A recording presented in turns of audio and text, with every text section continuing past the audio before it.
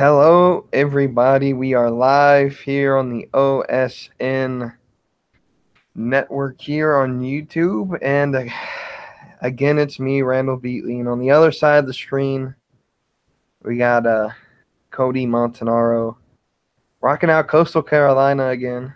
Second straight week in a row. It's only because I don't like any of the team besides Clemson and these guys, so I'm just going to rep them until we get to the ACC predictions. And so this week we got the Big 12. Just a general overview. I guess we'll give our general opinions first of the conference. So I'll have you start with that. Your overall thoughts on the Big 12 headed into the season. There's a lot of interesting and intriguing storylines that are going to be happening in this conference. Baylor coming off of that 1-11 season last year. How are they going to rebound? Oklahoma losing Baker Mayfield. How are they going to rebound? Oklahoma State recovering from Mason Rudolph and James Washington. Kansas State, moving on from the D. Snyder, or not D. Snyder, that's a fucking lead singer of Twisted Sister or whatever. I think it's Bill Snyder, whatever it is. Anyways, coming away from their old coach, how are they gonna respond to that? Will Texas not be the Tennessee of the Big 12 again? Just a lot of intriguing storylines, and then there's also West Virginia with their high-powered offense. How are they going to do? So, I think it's going to be one of the most intriguing, if not the most intriguing, conference from last year to this year. See how the growth is for this conference. Absolutely. I think this conference is going to be real close for that second spot, I think. I mean, there's one team. I mean, we'll get to predictions. I don't want to spoil those, but I think there's one team I think we both can agree with. If they're the top tier of the conference, and then you got like 4 or 5 teams aiming for like the second tier. Then you got Kansas. And I was going to say, there's just Kansas. And then there's Kansas. Last week we picked on Oregon State. Yeah. You guys' this week is over. This is now Kansas. It's going to be Kansas this week. We'll find that team in every one of these conferences. I think so, but I do. Yeah, that's true. That's true. We may have a prediction of who's going to do better between Oregon State, Kansas, Rutgers, and some of these other teams. But yeah. But so with that going, this week's going to be a little bit, I think, quicker than last week. We had 12 teams last week, but we had to separate them in divisions. The Big 12, they want to be more simple. No divisions, just 10 teams, and top 2 face each other in the conference title game, which I'm glad they finally, added. Last season was the first one? Yep, since 2011, 10, something like that. Something like that. So with that going, we're going to go in alphabetical order like we did last week, which means we get to start with Baylor. So your general thoughts on Baylor? Well, as you guys probably heard and saw last week, I had quite a few notes for every single team last week, and this is going to be the trend that's going to be continuing here. So I'll try to be a little bit quicker here and not dive into every single team except for the 2 or 3 ones that I think will be the best ones. So once again, they were 1-11 last year. Let's see if they can turn it around. They were under first-year head coach Matt Rule. Let's see how that transition applies. The talent's more experienced. The talent's a little bit better maybe this year. They did lose 8 of 11 by only 14 points or less last year. So that determines how close these were. And they went bad nose-to-nose with Oklahoma last year, but they ended up losing. Sophomore quarterback Charlie Brewer should be really good, coming off of a decent season last year. He led good drives, fourth quarter comebacks, but ultimately lost these games in overtime. So let's see what happens here. Once again, the biggest improvement of the team is the more experience. Last year, there's a lot of new guys, a lot of young guys. So hopefully that 1 year of their experience will help this team grow. Clemson transfer, Jake Fruemorgan. He joins this group of offensive linemen that should be interesting. A little bit of youth mixed with some experience from other sides. So let's see how that works as well. They do only turn 5 starts on defense, so defense may be the key issue there. But the D-line is going to get some help from a Texas A&M transfer, James Lockhart. That's a really good addition for them. So let's see if that D-line can at least create some some pressure up front and allow those linebackers and safeties to do their job and see if they can turn that team around. But it definitely will be the most improved team of the Big 12. Obviously, they went 1-11, so I don't think they're going to go that bad last year. So definitely I think the biggest improvement team of the Big 12 will be the Baylor Bears. Of course. I feel the same way. I feel their coach, Coach Rule there, he sort of inherited a bad situation. Oh, excuse me. With the whole suspensions and all that happened on campus, and now that that's over this year, they can truly start over, get a good. I think he turned Temple around. I think he can definitely turn Baylor around. They're definitely, I agree, will be the most improved team in this conference. Their schedule is pretty good. They're out of conference games. They got 3 of them. They also play 9 conference games. So their 3 out of conference games are really suitable for them. I think if they can win those 3 and split conference play, they might be bowl eligible. We'll see how it goes. With that said, let's dive into the schedule. They start week 1 against Abilene Christian University. How do you see this game going? If they do lose, somebody in Las Vegas is going to be the richest man in the world. Definitely got a W over their season opener at home in Waco. I too gave them a W. I think it's an easy way to get some confidence early in the season. Beat up on Abilene Christian a little bit and get ready to go on the road the week after to San Antonio as they play Texas San Antonio. How do you see this one? Also another W. I think that offense is going to find its spark here in the first 3 weeks, which will be very crucial for their in-conference games. They find some tempo and they get some good opportunities there and get some 2 Ws back-to-back weeks, making them 2-0 on the season. I too gave them another W. They're 2-2. Again, this is a good confidence builder. Baylor's a really good football team. They can just get that confidence back up, and hopefully that leads into good conference play. Week 3, they go back at home and they play Duke. Your prediction on that game? Once again, another win at home, 3-0 to start the season. A little bit tougher opponent, even if Duke isn't maybe the head honcho of the ACC. I do think it's a little bit better competition than Abilene Christian in Texas San Antonio. So still gets that confidence boost. 3 straight weeks with 3 Ws. Hopefully we'll get that team ready to go for conference play starting in week 4. I gave them a loss here. I think Duke comes in to Waco and shakes them up a little bit. You said the defense of Baylor was going to be a problem, and I agree. Duke doesn't have that powerful offense that other people in the ACC like Clemson and Florida State have, but I definitely think Duke can come up here and shake up the Bears and give them their first loss, which leads them to conference play the following week at home again, where they get to play Kansas. Your prediction on that one?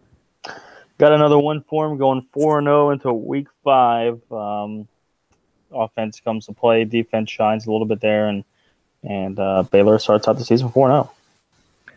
I gave them a W as well. They're 3-1, headed into probably their hardest game of the schedule on the road, facing Oklahoma. How do you see this one playing out? All that confidence boost is going to get shaken up in week 4. Oklahoma is probably the clear-cut favorite of the Big 12, but I think Baylor for the first quarter maybe hangs with them, and then Oklahoma just kind of puts the pedal to the metal and stops their offense and takes away the W. So it makes Baylor 4-1 on the season for me. I too gave them a loss, making them 3-2.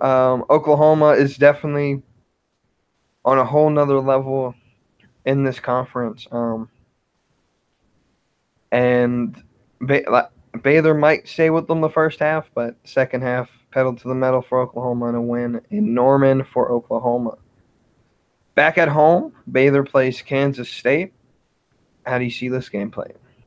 I see it as an intriguing game. I see it as a back and forth kind of game, and could be that high scoring Big 12 scoring that we are accustomed to seeing. I do see that Baylor actually comes out with a win here, gets their second conference win, and pushes them to 5-1 on the season. I too gave them a win. They're 4-2. Definitely going to be a high scoring game. So next week, the week after that, October the 13th, on the road again at Texas. Your prediction on this game? I see this as an L. I think Texas is going to be a very good improved team as well. Maybe not quite as improved as Baylor just because of how bad Baylor was last year. But I just think that Texas is going to hold that team defensive-wise. I don't think that the offense is going to be as good, and the Baylor defense is going to be exposed there a little bit, just like they were in the Oklahoma game. And we'll take the L there, putting them to 5-2 heading into the bye week. I too gave them a W, or not a W, an L, excuse me.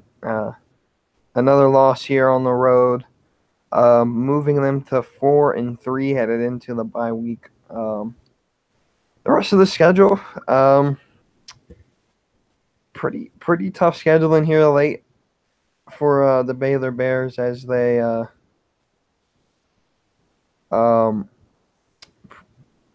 excuse me. So bye week, and then after the bye week, pretty tough schedule as they have to go back on the road to West Virginia. How do you see this? I think the bye week comes at a good time for them, but unfortunately, like you said, they're in one of the toughest down stretch here of games here. So I do see this as a very tough game for them heading into West Virginia. Take that as an L. And West Virginia's offense is just going to be way too much for that defense to hold on to all game long, putting their record to 5-3. I too agree. This is looks like it's a Thursday night game, 5 days after the bye week. So it's not really much of a bye week. And not much of a bye week. October 25th at West Virginia. Will Greer, I think if he can play good all season, we'll talk about him more as we talk about West Virginia. But yeah, definitely an L for Baylor, moving them to 4-4, headed in back at home November 3rd, Oklahoma State. Your take on this game? Oklahoma State's going to come in with a nice little record there, and that offense is going to keep rolling along. And Baylor's defense still just that confidence shaking back-to-back losses with Texas and Virginia, making them probably question themselves a little bit, putting them to a third straight loss, putting their record to 5-4 on the season for me. I too gave Oklahoma State the win, moving them to 4-5. Late here in the stretch, like you said, Oklahoma State's gonna come in pretty with the high confidence, and Baylor's defense is gonna be tired. They've played some tough games already. That bye week, not much of a bye week. Fatigue's gonna take in Oklahoma State with the victory. Week after that, at Iowa State, and what could potentially be, I think, could be one of their closest games. Iowa State's going to be a team that could be a sleeper in this conference. How do you see this panning out? That defense of Iowa State is no joke, and that could be suffocating for that Baylor offense. However, with coming off 3 straight losses, you think this team is down and out. I think they show some life here and get a very close W at Iowa State, putting the record to 6-4 for me. I have Iowa State winning this one, moving them to 4-6, I think. Yep. Yeah, 4-6. Headed in back at home. They end this last 2 weeks at home. Well, not at home. One's a neutral site game, but this is their going to be, I guess, homecoming against TCU. How do you see this game panning out? TCU is just a little too good for Baylor at this point, and comes into Waco and has no problem with that. Takes a W. That puts Baylor's record in my season for them 6-5. I give it a loss as well. 4-7 at this point. And the last week of the regular season and a neutral site in Arlington. Um, they play Texas Tech. I'm not sure what stadium it'll be, and I'm assuming I don't know what big stadiums are in Arlington. Cowboys. Is it going to be Cowboy Stadium? Yeah. Yeah. Yeah. So Texas Tech, Baylor. How do you see this one? Under the biggest stage, it's good to see that they get a nice little break from home and away. They get a neutral site. Both teams are going to have just about as good of fans in there. And Baylor needing or already having that win secured for the bowl eligibility. Unfortunately, we'll take an L here from my standpoint. Finish them 6-6, but make a pretty big improvement from 2017 and get to being bowl eligible in 2018. I have Texas Tech or Baylor, winning this game, leaving them 5-7, which isn't an automatic lock for a bowl. But if not enough teams get to 6-6, Baylor could pull in. There have been 5-7 teams that get bowl game bids. Again, like you said, a big improvement. You can work on it. Anything's better than a 1-11. So, That's a good point. we move on to the next team, which will be Iowa State. Not a lot of teams in the alphabet up here in the A.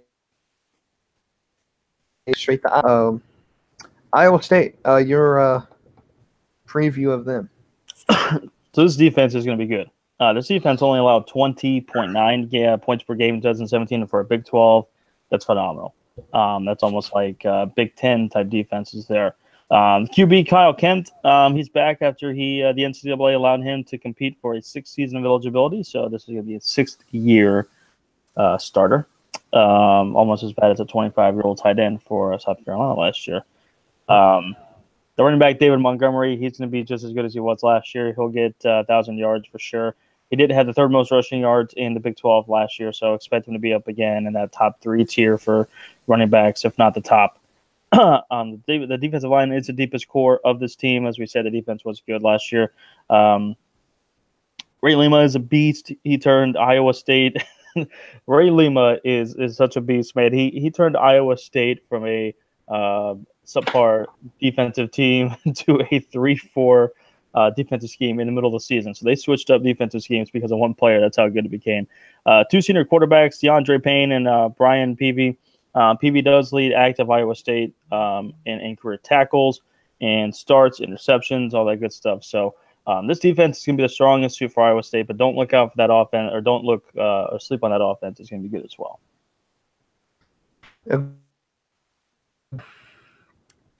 I think their schedule is okay. Not you look at the big games and the big conference opponents: Texas, West Virginia, Oklahoma, and TCU. They split them 2 at home and 2 away. Their non-conference with Akron, Iowa, and South Dakota State, pretty favorable for them. Their defense is really good.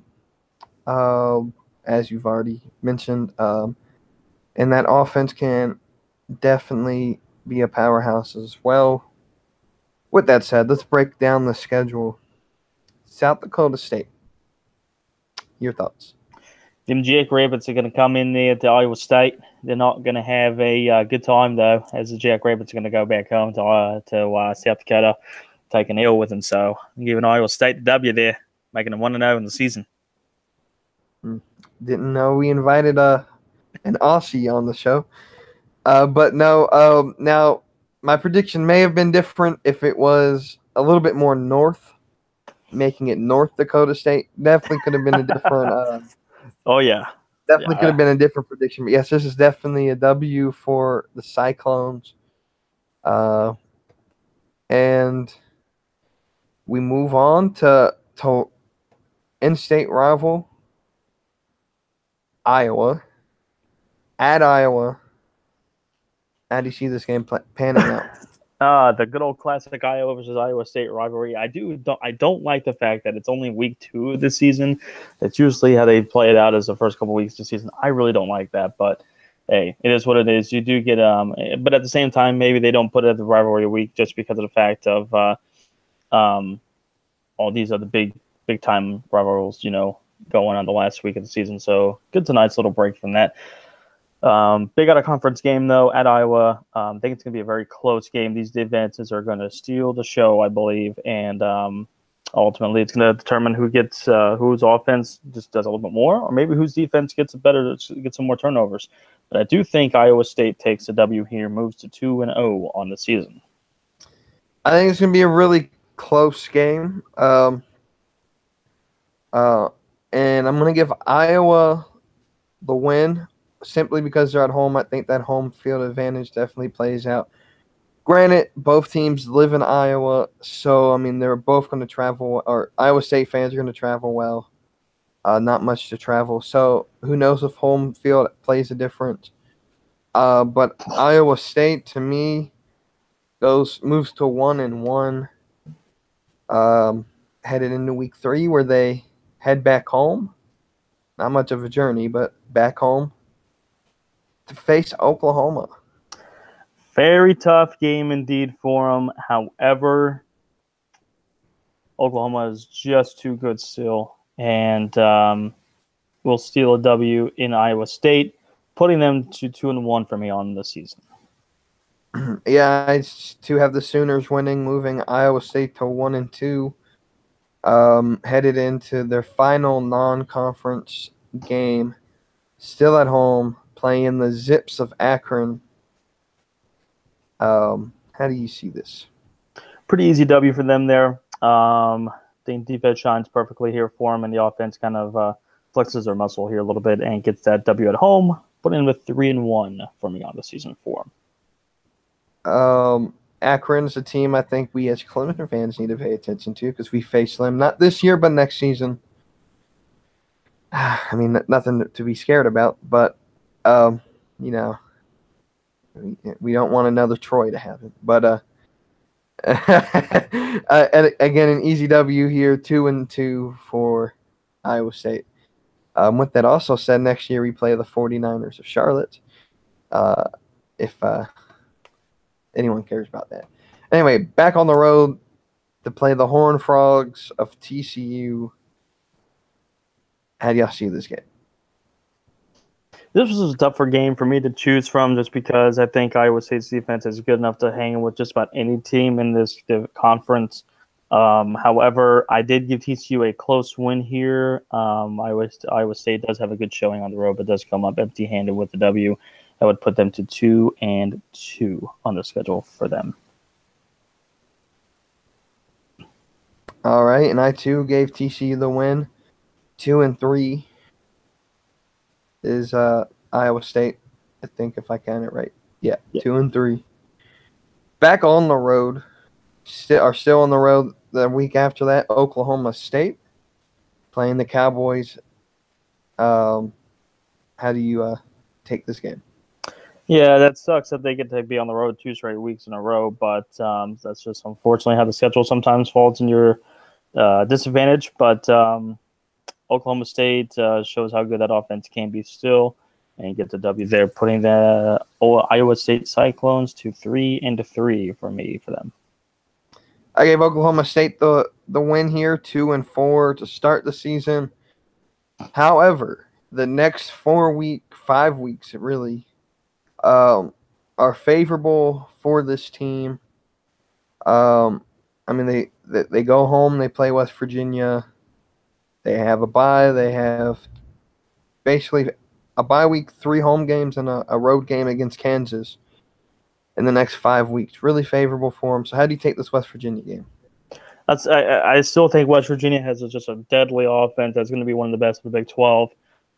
Will be a very big test for West Virginia, but maybe the Iowa State defense does prove to be a little bit good for them. That West Virginia defense, it's very weak, so there could be a lot of points on the board here. Ultimately, I think it may determine who's got the ball last, maybe. I actually did give West Virginia the win here, so it pushes Iowa State to 3-4 heading into the bye week. I'm a big West Virginia fan. If I had to pick a team in this conference, West Virginia would be my favorite. Just I'm from up near West Virginia, and I'll cheer for them whenever Clemson's not playing and all.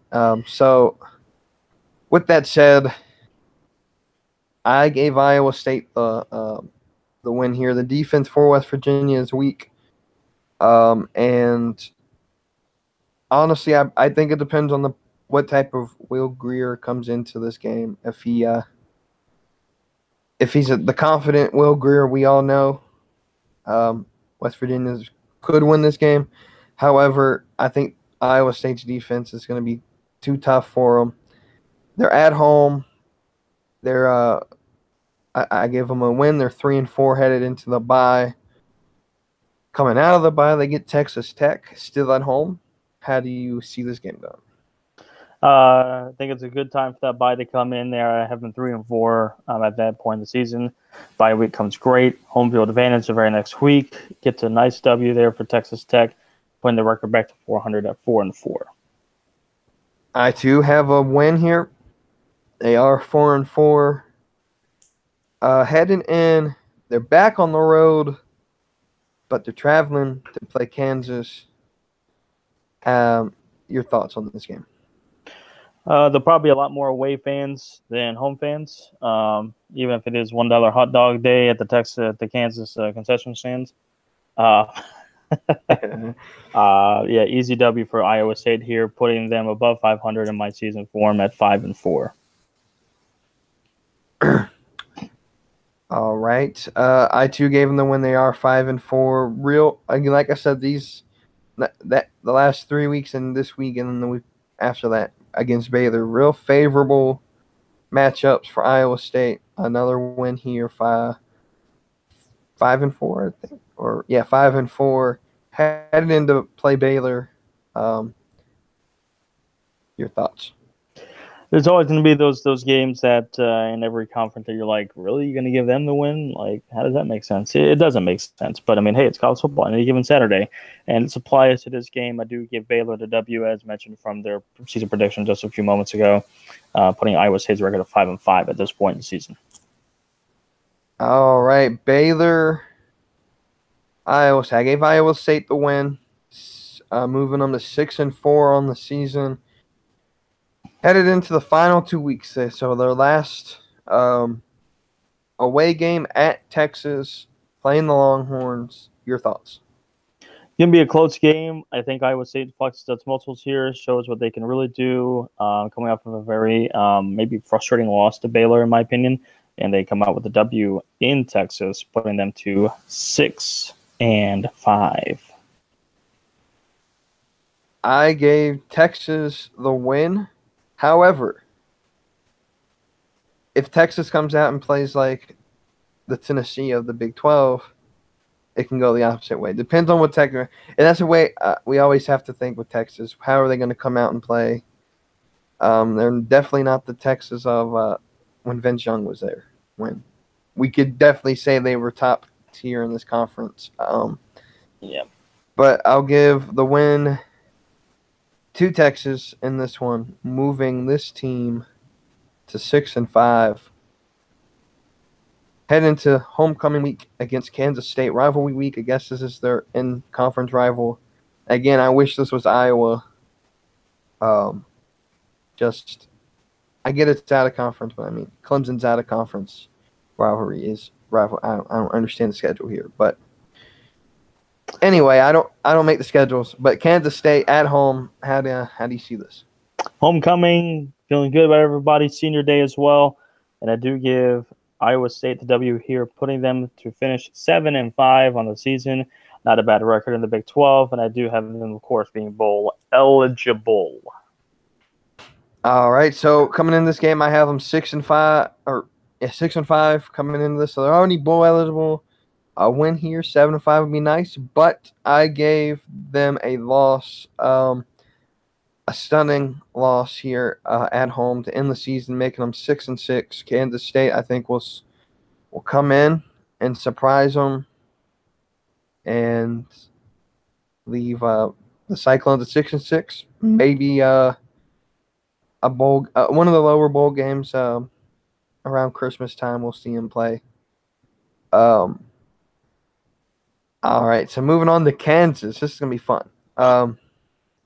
Any thought? Do we have to say anything about this team? Do we have to say anything about this team? Let me just get a quick rundown, and then I'll be done. The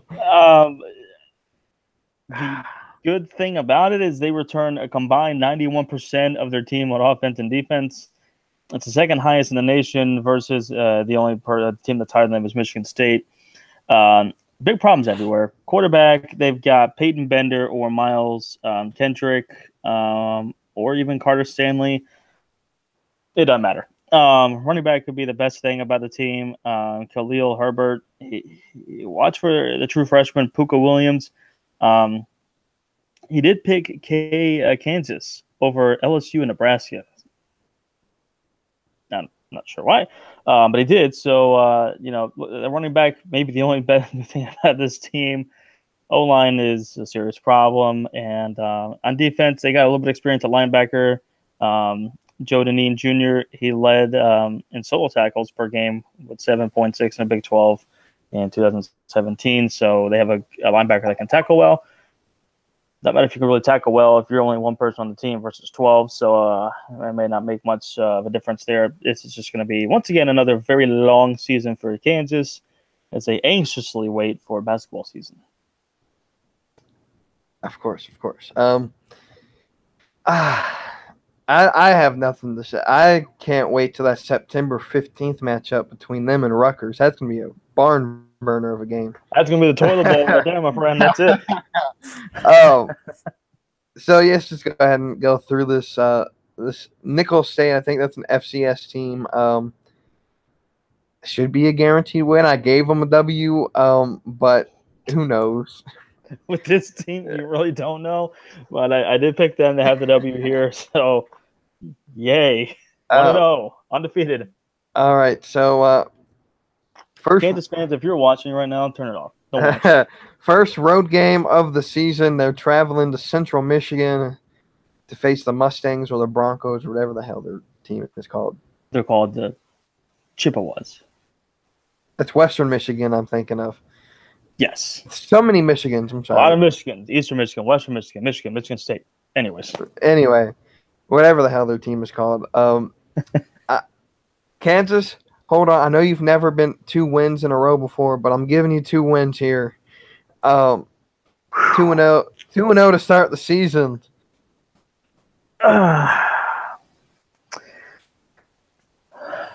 Wasn't it like 2 years ago or last year? I don't remember which one, where Central Michigan beat Oklahoma State in Oklahoma State. It could have been the controversial call of the penalty that allowed them to have a 1-time down. That doesn't matter. The fact that Central Michigan had a chance to win that game in general was crazy. Kansas is going to come to Central Michigan. It's on the road. No chance. Giving Central Michigan the win here, putting the Kansas to 1-1 on the season. Hey, at least I'm giving them a benefit of the doubt. Anyway, we go back at home to Kansas, where the Scarlet Game of the year, bud. Where the Scarlet Knights from Rutgers in New Jersey come in. The immovable object versus the irresistible force right here. And solely based on the fact that Bill Belichick has strong ties in Rutgers, I gave Rutgers the win. Oh, my God. What a horrible reason. And the score is going to be like 7-3.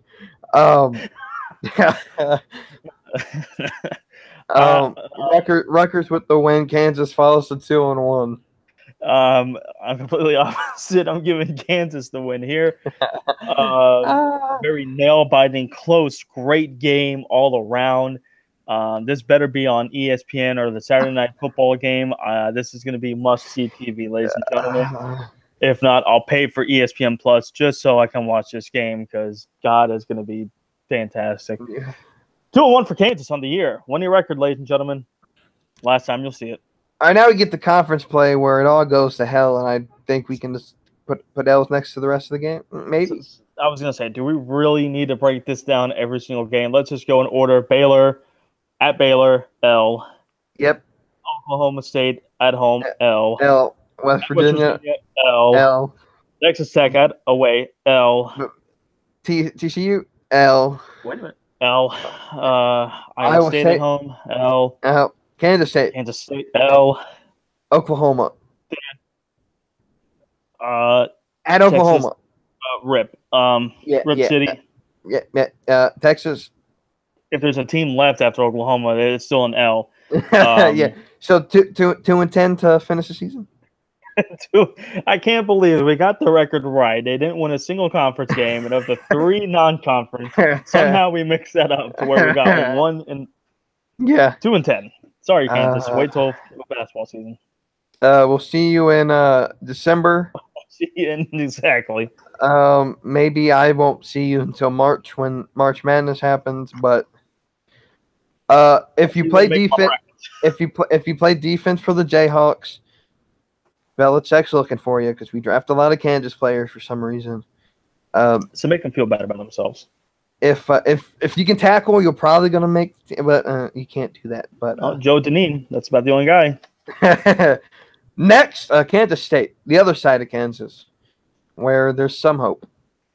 A lot more than in the Jayhawks organization. So, excuse me. There might be a Kansas fan telling us to go kill ourselves. No, but so we got moving. Any thoughts on Kansas State that we got to go into? That's one hell of a pine. Quarterbacks to choose from: sophomore Skylar Thompson and senior quarterback Alex Delton. Either one, I think it's going to be a good option for him. Either one separated themselves last year, so it just depends. They have 3 really good running backs, led by Alex Barnes. He could get 1,000 yards in 2018, so watch out for that.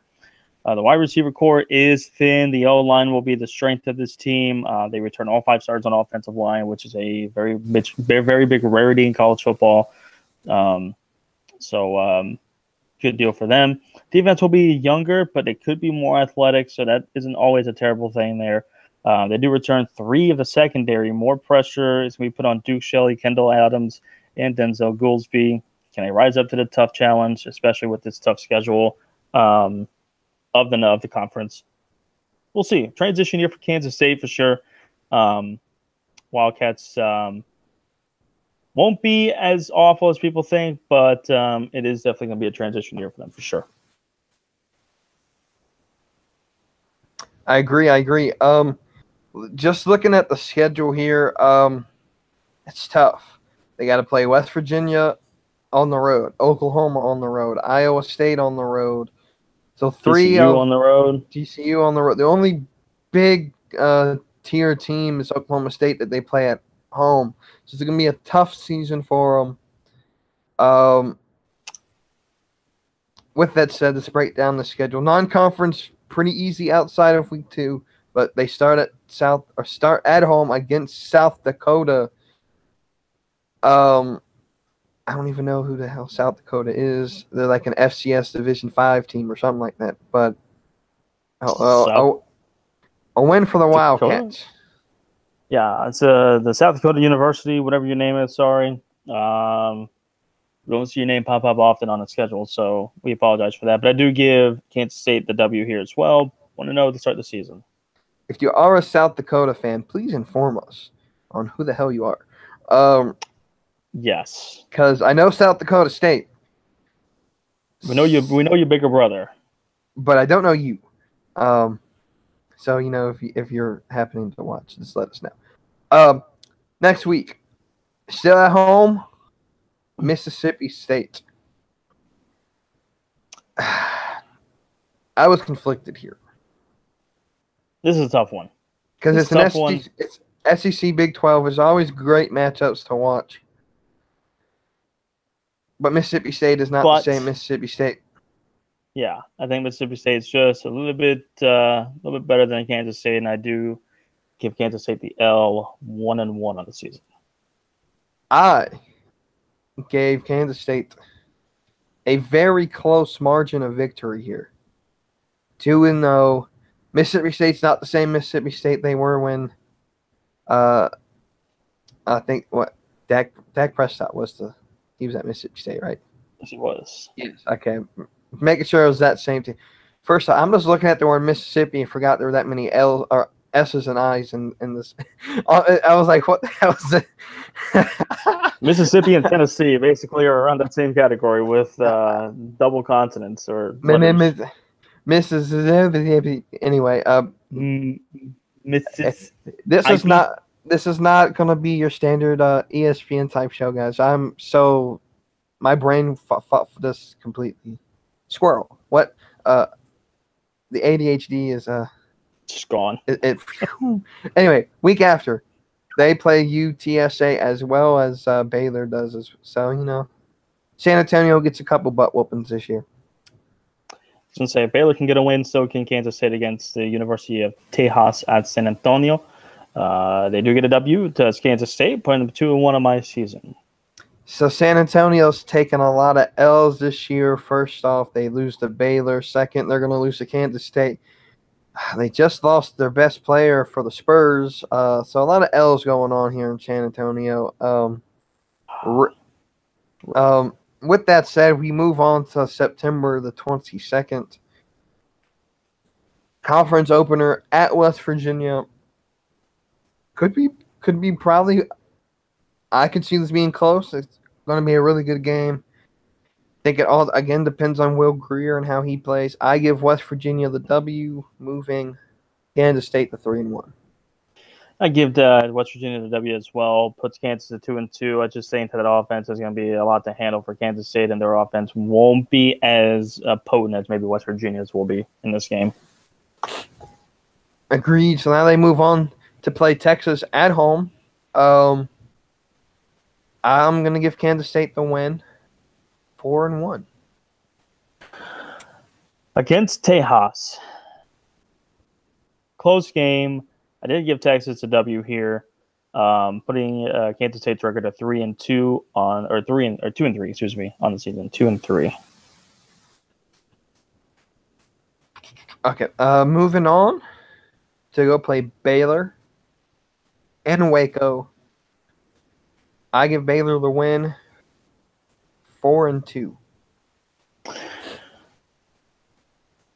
gave Baylor the W because I felt bad for him. I think it's gonna be a sloppy game actually in Waco. Not necessarily weather-wise. I'm not that good at predicting it, but I just think it's gonna be not a very great game. But I did give Baylor the W, putting Kansas State to 2-4. So it's gonna it's gonna be sloppy, and again, my mind just pardon the pun. So it's gonna be a barn burner in Waco.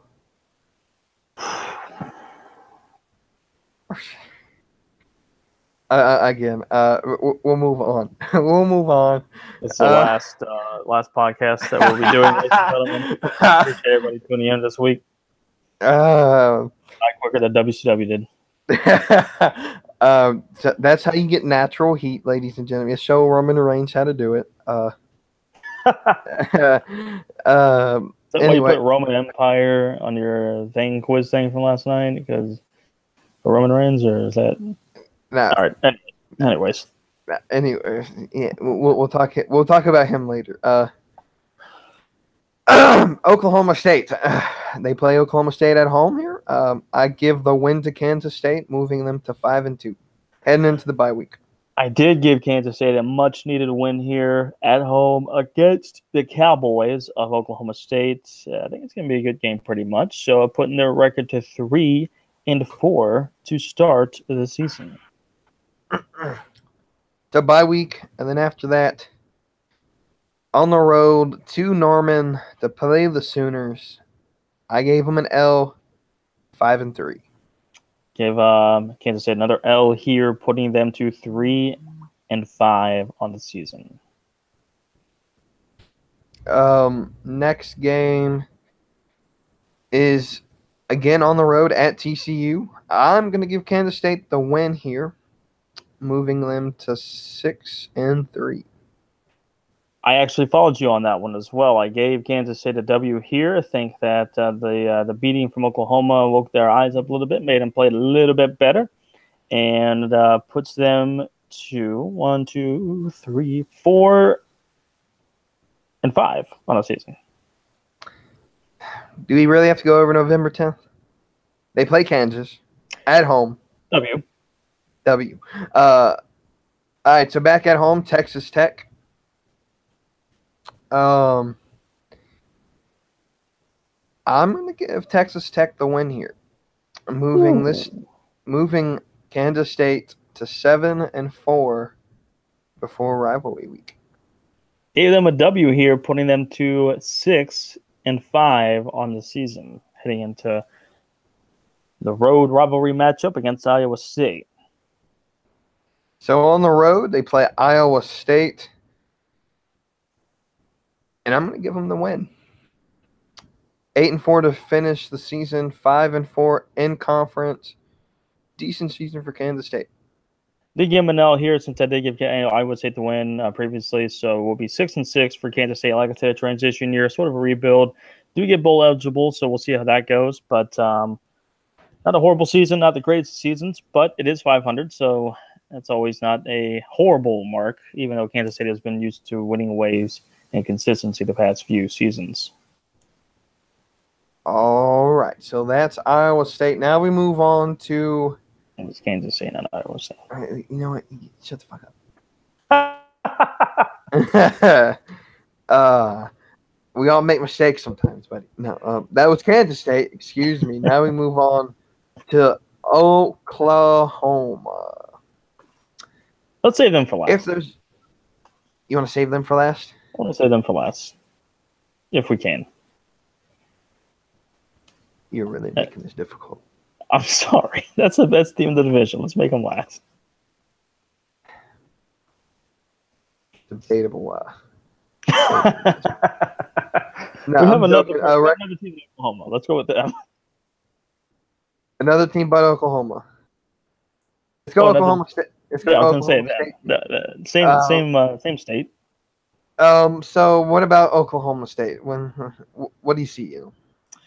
Defense returns 7 starters, but they do have a new defensive scheme here, so that'll be interesting to see how that transition happens for them. They must move on, like I said in the opener. They must move on without Mason Rudolph and James Washington, potentially the most potent duo in college football, or at least top 3 in my opinion. They do have 4 really good quarterbacks on the roster, a.k.a. the Clemson factor of 2 years ago. They have senior Taylor Cornelius. Probably get the start there for him, but I would not be surprised if they do have different quarterbacks coming into games. Maybe having a 2-quarterback scheme, something like that. Maybe a running quarterback, throwing quarterback, some trick plays. You never know. It is a Big 12. Justice Hill, running back for them. He led the Big 12 in rushing yards in 2017 with 1,467. He returns. He's also going to be in that top 2, I believe. I do think Oklahoma's running back will eclipse that, and I'll give that reason why later. But will be in the top 2, so their running game will be really good. The wide receiver, Jalen McCleskey, he'll be the best wide receiver out there, and it's just kind of have the duty of replacing James Washington. That's going to be a very hard task, but we'll see what happens. The offensive line is going to be very solid as well, so don't count that offensive line out just yet.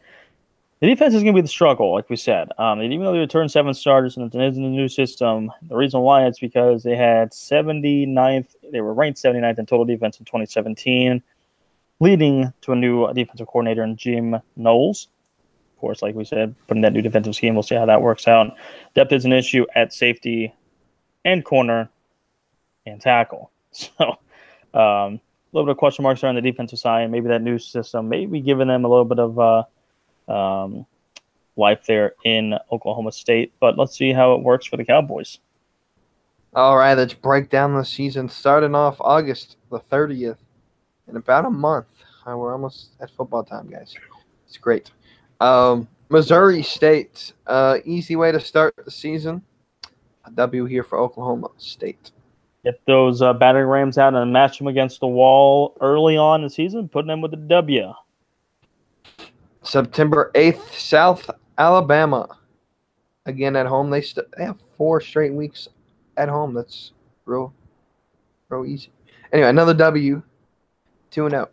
Them Cougars of South Alabama are going to get eaten up by the Cowboys and will suffer defeat and making Oklahoma State 2-0 on the season. All right, so then they play Boise State, the first Mountain West team and the only Mountain West team we'll ever cover, because it's the only team in the Mountain West that actually can play football. But anyway, I give another win here to Oklahoma State, 3-0. Make that another W for me as well, 3-0 to start the season. All home games, so a good way to start out the season over there in OSU. Another home game as they play Texas Tech, and I'm giving them another W to start the season 4-0. I will second that notion. 4-0 to start the season, 4 home games, which typically doesn't always mean a good thing, meaning you're going to have a lot of road games coming up. But it is another W for them. 4-0 to start the season, so a good start for the Cowboys. W. First away game in Kansas, which can just be considered another home. 5-0 for Oklahoma State. Great job for them. Back at home for the 8th year in our 8th game. No, I'm joking. 5 out of the first 6 games. Iowa State. Oh, man. I gave Oklahoma State the win here. I think it'll be a close game for sure. Toughest game, I'd say, up to that point. But I did give them a W here, putting Oklahoma State to 6-0 to start the season for me.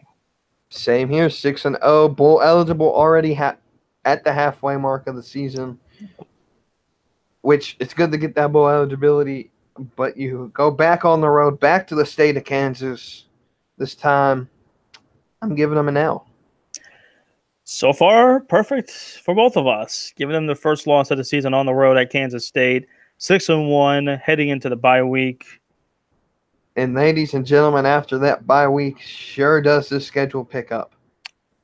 Yes, it does.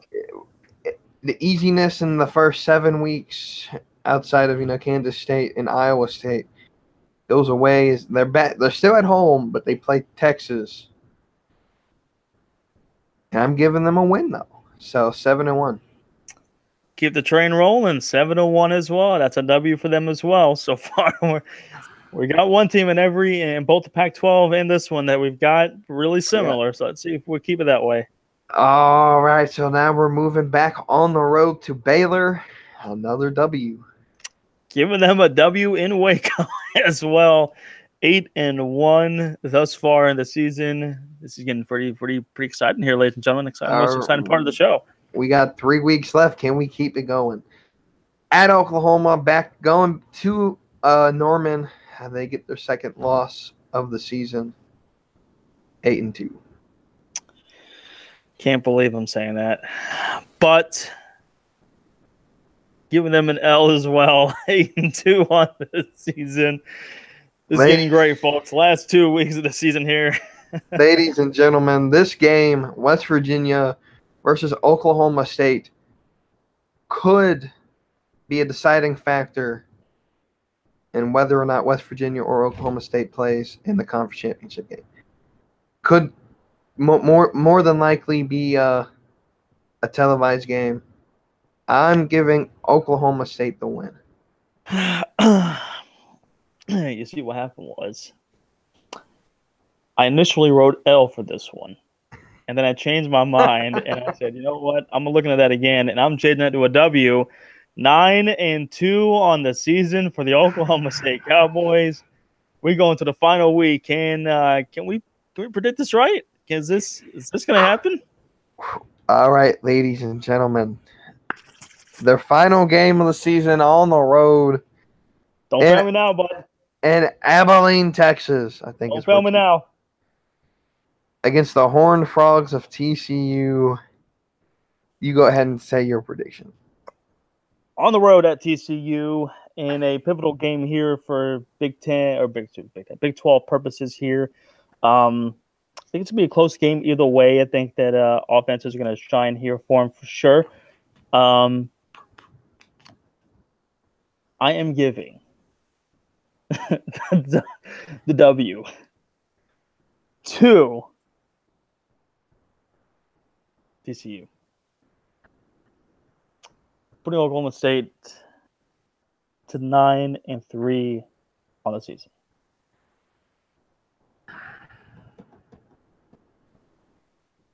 Ladies and gentlemen,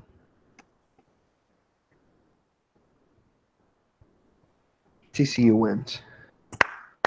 Look at that. Look at that.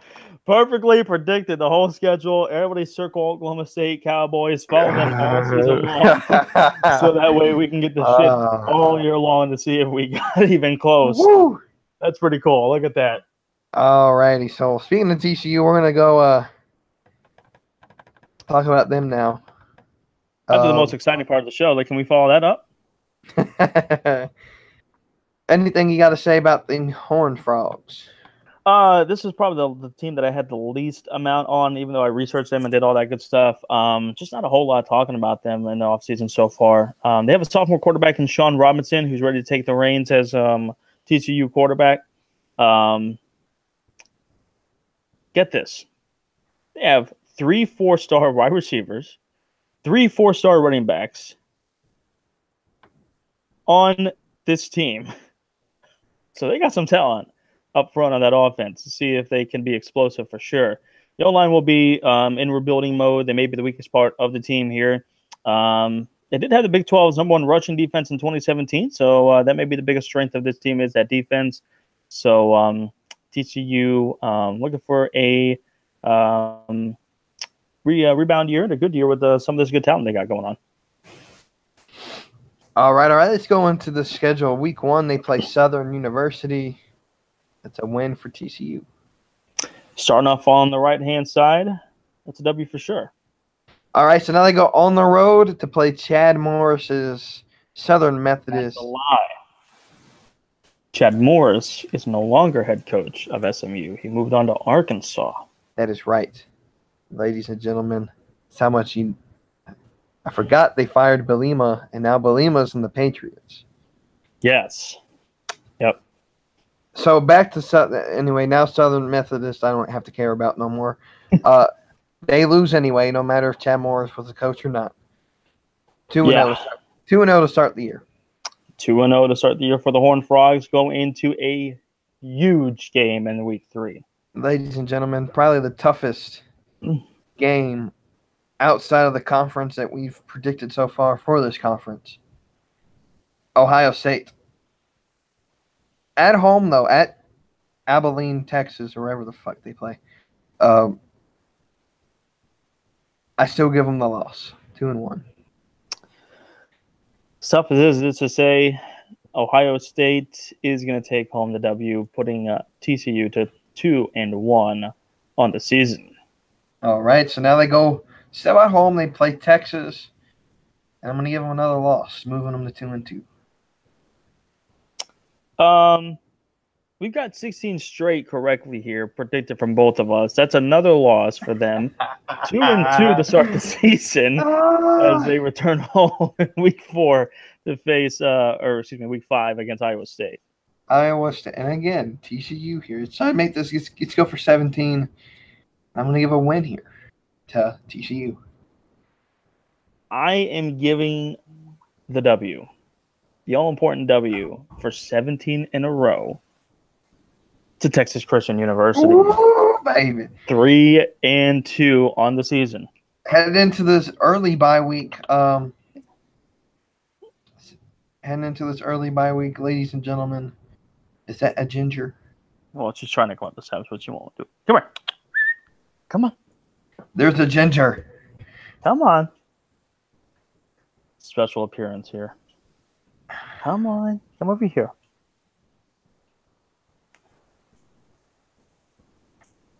Well, she let me better. That's all I want to do. Oh, okay. Anyway, leaving the bye week, still at home. They've only had one away game so far this year. They play Texas Tech, and I'm giving TCU another W. What would this be, 18 in a row? I don't know, will it? 18 in a row. W for Texas Christian University, 4-2 on the season. And this is where it's going to get interesting. Ladies and gentlemen, I'm about 1,000% certain that this pick will end the streak. They're on the road, or they're at home. They bring in the Sooners. And ladies and gentlemen, Texas Christian wins. It's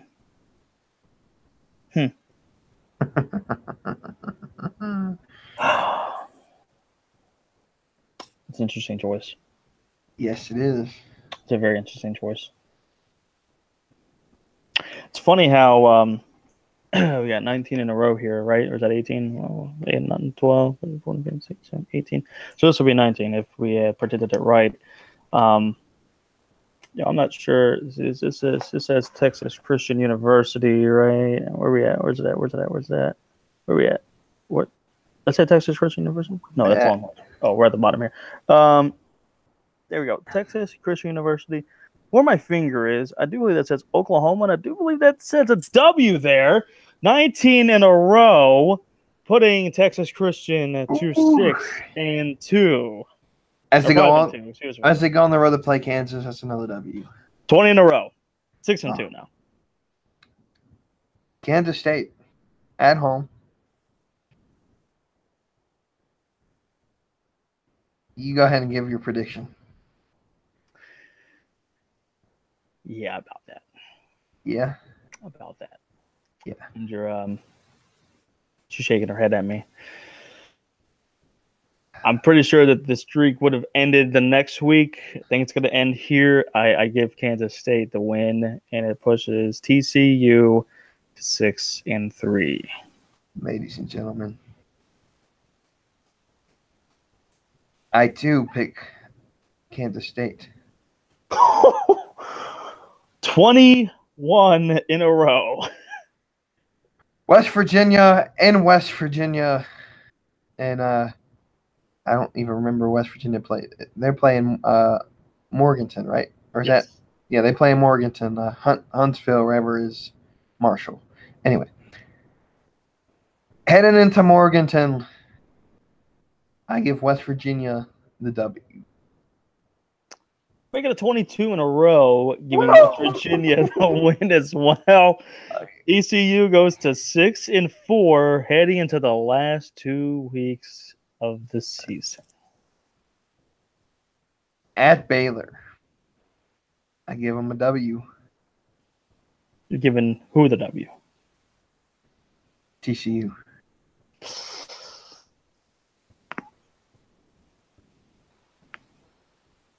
I agree. 7-4 on the season. And ladies and gentlemen, can we go for 24 in a row? Oklahoma State, in which I give TCU the W. 24 in a row. 8-4. Wow. So TCU and Oklahoma State, beware.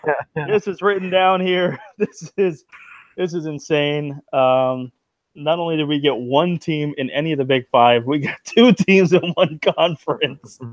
24 in a row. Make this go viral. The fact that we've agreed on two teams having the same record. We've done that before, but not the same exact record of wins and losses. 24 in a row, ladies and gentlemen. Can we keep it going?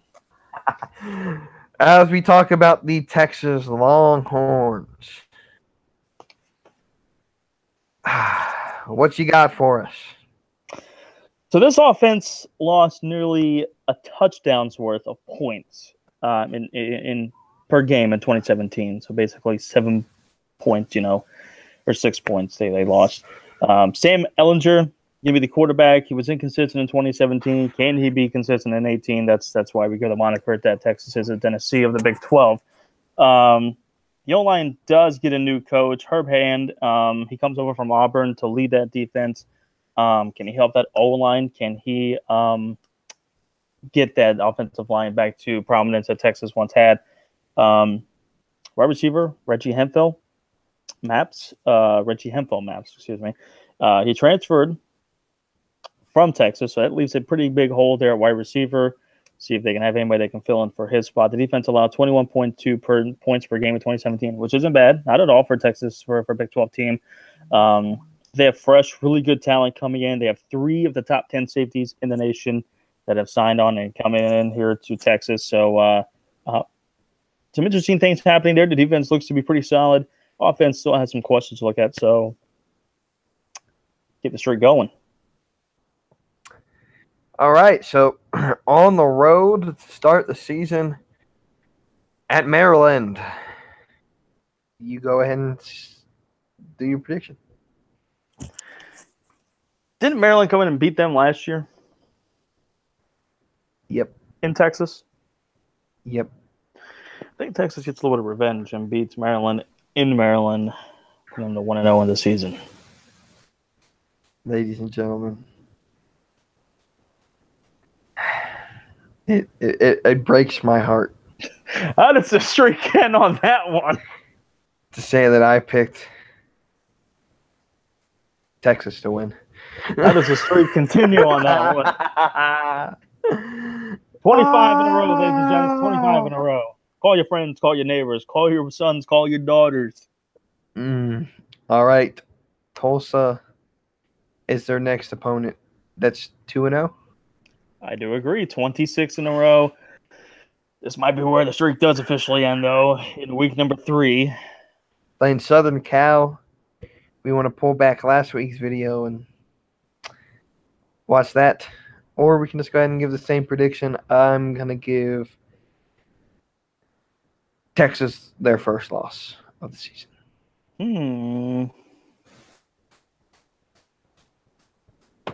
27 in a row. Texas goes 2-1 on the season. TCU, in which I give the Longhorns the win. Yep, we had that one from the Texas Christian one. 28 in a row. Can we get to 30? At Kansas State, and they lose.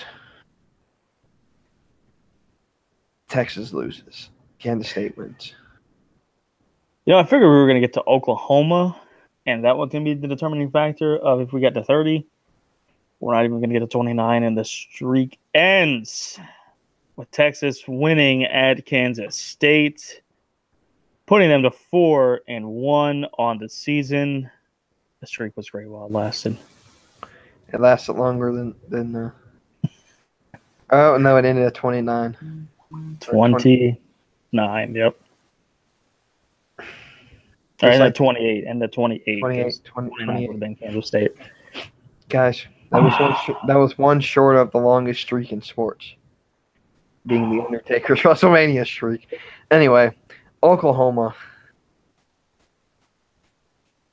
in Dallas, neutral site, and Oklahoma still wins.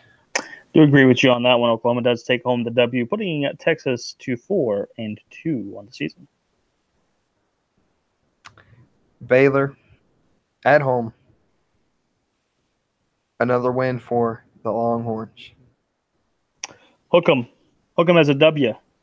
Putting them 2 into the bye week. 5-2. After the bye week, they play Oklahoma State at Oklahoma State, and they lose again. We have a new streak going on here. That's 3 in a row. Oklahoma State takes the W, and it pushes Texas to 5-3. Playing West Virginia at home, and they win. Streak stopped at 3. West Virginia gets the W here, and in my season for them, putting the Longhorns to 5-4 this season. Travel to Texas Tech and get another W. I do have a W here for Texas, putting them to 6-4 in the season. Moving to Iowa State at home, and, well, that's another W. Give an L to Texas. Iowa State gets the win there, putting them to 7-5. And W. in the season with a W, moving to 8-4. 7-5 for me, bowl eligible either way. Pretty good season for the Longhorns, I'd say. Alrighty. Moving to Texas Tech. What do you got for us? So, Texas Tech's defense allowed 32.2 points per game in 2017, which is down from 43.5 in 2016. So, consistently doing better. Let's see if they can go down from that in 2018. They returned one returner, wide receiver TJ Vasher. No running backs or quarterbacks return on this team. All of their O-line returns, that's two of the Big 12's teams that have had O-lines returning. But the biggest question is who starts at quarterback? McLean, Carter, Jet, Duffy. Both are dual threat quarterbacks. Both could be very vital pieces to that offense. See what happens here. They returned 9 starters on defense. That's the biggest strength for them for sure. They had 106 spot jump in turnovers. Turnovers gained from 112 to the nation in 2016 to 6 in 2017. A huge margin. If they can just remotely get in that top 15 again, Texas Tech has an ability to win some games a little bit, or at least keep themselves in the games. All-American candidate, linebacker Dakota Allen leads a pretty solid defense here. I think he'll be an All-American again for sure. Head coach Cliff Kingsbury, who was on the hot seat last year, definitely on the hot seat this year. Texas Tech doesn't even remotely do a little bit better than what they did last year. They may fire him mid-season, or he'll be out of a job at the end of the season. Either way, hot seat is on the head coach in Texas Tech. All right, let's break down the schedule. Week 1 in Houston playing Ole Miss. Your prediction? Big 12 SEC matchup again, like we have with Mississippi State and Kansas State, I believe. But I'm giving the W to Texas Tech.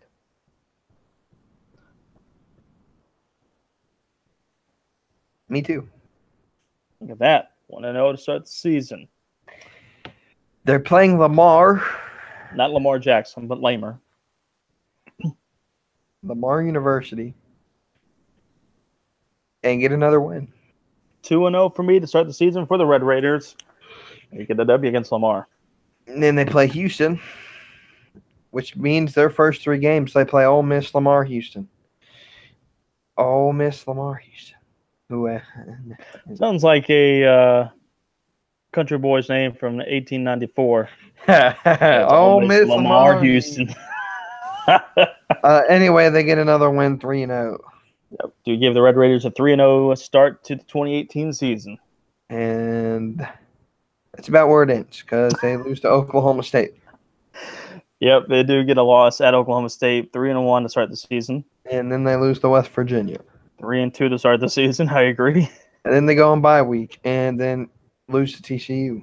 3-3 to start the season. I agree. And then they beat Kansas. 4-3 to start the season. Yep, that's right. And then they lose to Iowa State. Yeah, 4-4. Yep.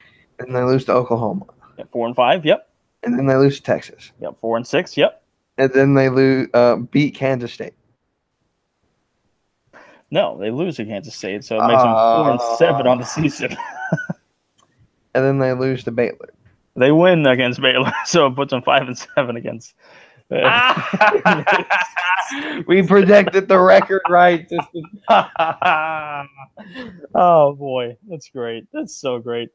So now we get to the 2 last teams of the Big 12. In my opinion, these are the two teams that are going to be battling for the number one for the regular season championship. Potentially could be a factor into the Big 12 title game for sure.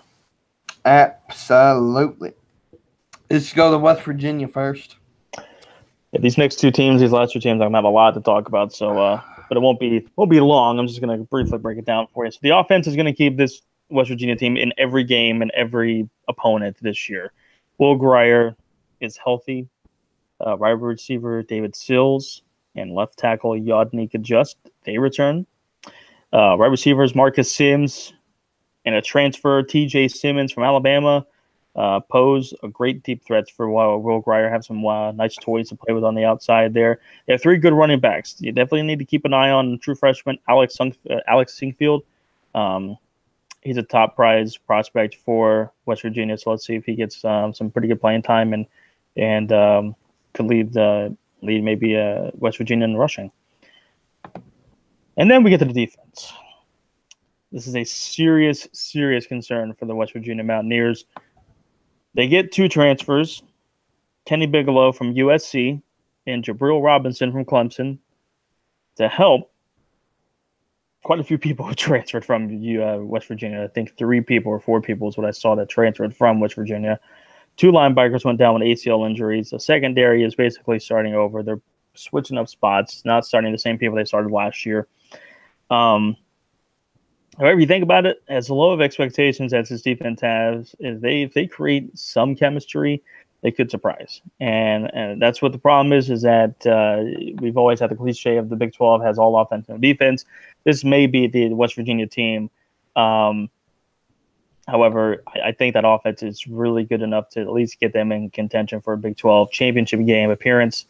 This team could be good. It just depends on how well that defense comes together. All right.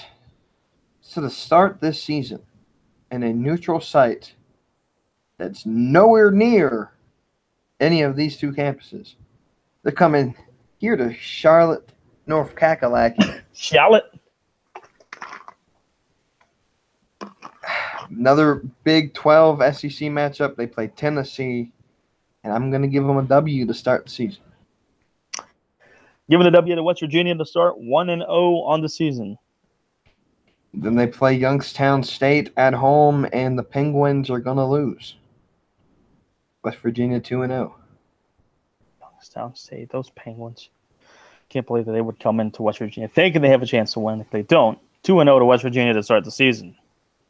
And then on their way back to North Carolina as they play NC State, and they win again. It's going to be an offensive game for sure. I do give the win of West Virginia 3-0 to start the season. Will Greer is lucky he doesn't have to watch out for Bradley Chubb stealing towels no more. Anyway. Or sacking him, for that matter. Yeah. Then they go back at home and play Kansas State and grab another W. 4-0 to start the season for the Mountaineers. Then they move to go play Texas Tech and, grab another W. 5-0 to start this. 6-0 to start the season. Because Kansas. I looked down, I saw that team. So halfway through the season, they're 6-0, undefeated in conference, and then they meet the Cyclones of Iowa State at Iowa State, and they lose. We're going to keep trucking along here. They're going 7-0 to start the season. Heading into the bye week, West Virginia's on a roll. Heading in to play Baylor at home, they win, moving to 7-1. 8-0 to start the season for the Mountaineers. Then they go on the road to play Texas and then become 7-2. 9-1 to start the season. Give that a W. And then they move to play TCU and grab a W. Make that now 10-1 to start the season. Excuse me. Or 10-0. 10-0 to start the season. Beat TCU at home. Then they go play the Cowboys of Oklahoma State in Oklahoma State and grab their 3rd loss of the season to move to 8-3. This is where they do get their first loss at Oklahoma State, moving them to 10-1. But this does not decide if they will win the regular season Big 12 trophy. Yes, ladies and gentlemen, November 23rd, the probably going to be where game day is probably going to have the biggest implication of the playoffs and of the season. Oklahoma travels to Morganton to play West Virginia. And what could be a matchup that we see 2 weeks in a row. Oklahoma versus West Virginia. And I'm giving West Virginia the win here. Ooh, okay. 9-3 to finish the regular season. You'll see, however, though Oklahoma, when we do my predictions, we'll figure out the conference after that. But we'll see how that plays into it. So at this point in my season, we'll get to Oklahoma. Both these teams are coming into this game with the same exact record. So basically, this is going to be the implication of who wins the regular season championship. Oklahoma is going to come into Morganton and beat West Virginia, making West Virginia finish 10-2 on the season. All right, so now we're going to scroll back up the page here and go to predict Oklahoma's season after Cody tells us everything we need to know about Oklahoma. So how do you rebound from a devastating loss in double overtime in the Rose Bowl of the college football playoff to Georgia? And the fact that you no longer have Baker Mayfield. You have an easy ass schedule. It's true. They have two good quarterbacks, but there's no separation between Kyler Murray and Austin Kendall. They need to figure out some sort of separation, or they're going to maybe have to use a 2-quarterback system. The running back, Rodney Anderson, he came into week 6 and had over 1,000 yards rushing. So I think he will be leading the Big 12 again, or leading the Big 12 in rushing this year with over 1,000 yards. Wide receivers, Marquise Brown, CeeDee Lamb, great deep threats. They have a really good wide receiving core, so that pretty much stays intact. 3 starts return on the O-line, which will help for experience a little bit there, which will be good. They have some guys that are going to move around a little bit to maybe give a little bit more size and skill on that offensive line. Defense ranked 87th last year in passing yards in 2017. Let's see if they can rebound and up that from 87. They're solid up front. The secondary is young. Senior Khalil Houghton is the only starter, the safety back there that started from last year. The linebacking core is stable. Kenneth Murray, or the linebackers, he was a freshman All-American last year. I think he will be another All-American this year. So outlook for Oklahoma looking good, even without the loss of Baker Mayfield and the devastating loss of Georgia in the Rose Bowl back in January. All right, let's break down the schedule. Last schedule we'll have to break down. And here we go. Oklahoma starts off playing former Alabama offensive coordinator, now head coaching FAU, Florida Atlantic. And an easy win to start the season for Oklahoma.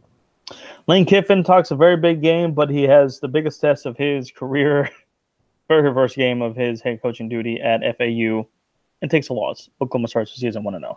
Oklahoma still in Norman as they welcome in UCLA and grab another win. The Bruins lose and 2-0 to start the year. 2-0 to start the year is correct. UCLA does take a defeat to Oklahoma. And then they go on the road for the first time. They go to Iowa State to face the Cyclones, but they pick up win number 3. 3-0 to start the season. I agree with that. And so they go back home and they play Army. Now this is going to be a tough matchup because of the style of offense Army plays. And Army has a great quarterback. I forgot his name, but he can run, he can throw, which you don't see out of quarterbacks who run the type of offense Army runs. You can just ask Georgia Tech about that. But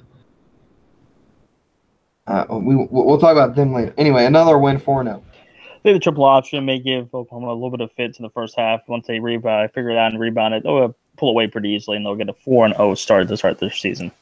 Then they go to stay at home. They play Baylor and 5-0. 5-0 is correct. All right, they're in Dallas to play the Texas Longhorns the week before the bye week, and they're going to start 6-0. 6-0 heading into the bye week. That's what I have them to. And ladies and gentlemen, they go to Abilene to play TCU and get loss number 1 on the season. Loss number 1 does come against TCU. 6-1 to start the season. And then Kansas State, where they pick up win number 7. I agree with that. Another W for Oklahoma. And they play in-state rival Oklahoma State and pick up win number 8. Forgot Texas Tech above them. Oh, okay. It's a win. 8-1. And then they Oklahoma State 9-1. I agree. Okay, so you're at 10-1. And 10-1 headed into West Virginia. The reason why it's 10-1 is they beat Kansas, so that's why. Yes. Kansas, sorry, we have to skip it. And then we already did the predictions. West Virginia, I have beating them, leaving Oklahoma at 10-2. I have Oklahoma beating West Virginia, going 11-1, going into the Big 12 championship game as the regular season winner. So that would, in theory, leave Oklahoma for me as the regular season winner, but a 4-way tie for second place. How in the world did you figure this one out? And so, how would we determine who number 3 or number 2 in the seed? I don't know how the league's going to do it.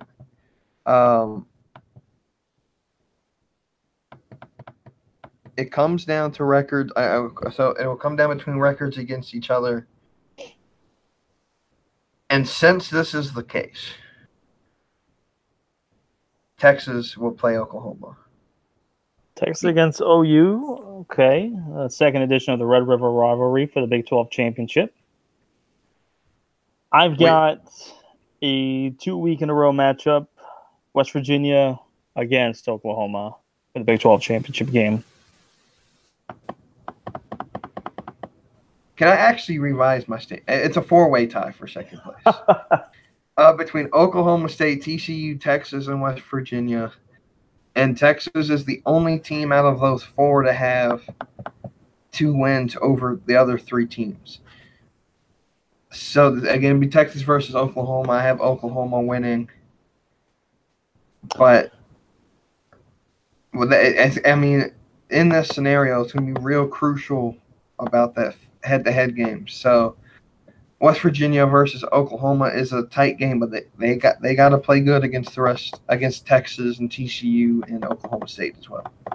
I have West Virginia and Oklahoma in the Big 12 championship game. I have Oklahoma winning that, and I actually predicted down here the Oklahoma Sooners will go 12-1 and will be one of the 4 college football playoff seeds. I have Oklahoma at 11-2, winning the conference championship, and I think they get in. I think they're a 4 seed again. But it could be interesting. I definitely take Oklahoma over the Pac-12 champion. I forgot who I picked for that. I think I picked Stanford, but I would definitely pick Oklahoma over Stanford. I have Washington. I think I have Washington having 2 losses, and that was just not enough for me to get them into the college football playoff. So I do have Oklahoma as one of the 4 seeds that we have predicted. As our season predictions show, week by week, I do have the first of the 4 pieces solved. Oklahoma will represent the Big 12 and head into the college football playoff as a 4 seed, or one of the 4 seeds, I should say. All righty. With that said, ladies and gentlemen, thank you for tuning in. Thank you for tuning in. Thank you to this podcast, to this episode of our college football preview. From the Outlaw Sports Network, I'm Randall Beatley. That's Cody Montanaro. Happy birthday, Caden. Yeah, what he said. Anyway, we'll plan out next week because next week's a pretty busy week for me. My birthday's on Tuesday, and I have a party I'm doing for that next Saturday. So we'll find out time to do next week where we talk about the Big Ten. Welcome to the 21 Club, son. Anyway, yeah. With that said, see y'all next week when we talk about the Big Ten and their powerful conference that they have going on. And in 2 weeks, live from Myrtle Beach, South Carolina, we'll cover the SEC. And then in 3 weeks, right before the season starts, We covered the best one. we'll cover the best conference in college football. There may be a lie about that, but But we'll cover the best team. It's a biased commentary. It'll be biased because we'll both be wearing something very similar. With that said, goodbye, everybody. Have a great rest of your Friday. And just be happy football is about to start.